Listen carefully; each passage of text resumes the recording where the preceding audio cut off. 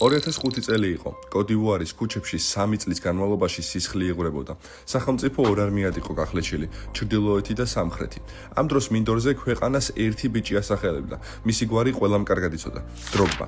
ნიდერლანდებთან ერთი თამაშის მოგება ქვეყნის ისტორიაში პირველად მსოფლიო ჩემპიონატზე გასვლას ნიშნავდა და ეს აფრიკელებმა სწორედ მისი გოლით შეძლეს. მატჩი დასრულდა. კოდივუარმა ისტორია დაწერა, მაგრამ დროგბამ ყველაზე მნიშვნელოვანი გოლი არათუ მინდორზე, არამედ გასახდელში გაიტანა. როდესაც მთელი გუნდი ზეიმობდა, ცეკვავდა, მღეროდა, დროგბა ჩაიმუხლა, კამერას შეხედა და მიკროფონით ხელში მთელს ერს ასე მიმართა. დივუარელო ქალბატონებო და ბატონებო, ჩრდილოეთიდან, სამხრეთიდან, ცენტრიდან თუ დასავლეთიდან.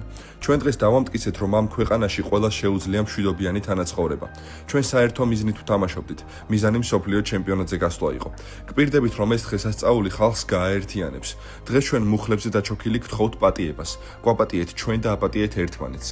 ერთადერთი აფრიკული ქვეყანა, სადაც ამდენი მდიდარი ადამიანია, არ უნდა განადგურდეს ომის გამო.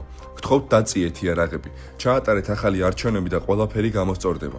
დროგბას ამ სიტყვას სასწაული მოჰყვა. ომი დროებით მართლა შეჩერდა.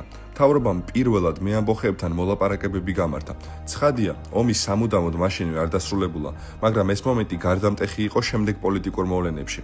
დროგბა ლეგენდარული ფეხბურთელობიდან ეროვნული გმირი გახდა. კაცი, რომელმაც სამშობლო ფეხბურთით გადაარჩინა. ისიც აღსანიშნავია, რომ დიდიე დროგბას კარიერის დასრულების შემდეგაც არ შეუწყვეტია სამოქალაქო აქტივობა.